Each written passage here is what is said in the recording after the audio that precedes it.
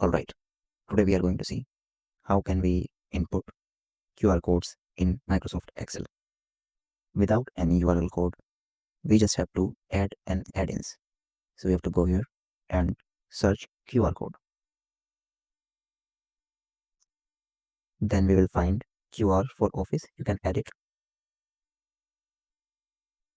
After adding this add-in, you can use it. So how to use it? If you want to make a QR code for a website, you just have to simply select HTTPS and then you can type here like youtube.com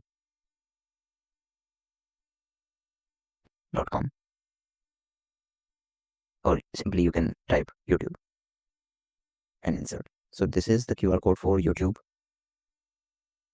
and similarly I want to make a QR code for Google. Simply type Google, and you can even choose the color, foreground color and the background color.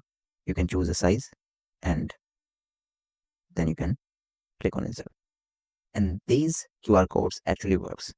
You can scan that and that's it. It's very simple, and now you can use QR code for your business. That's it.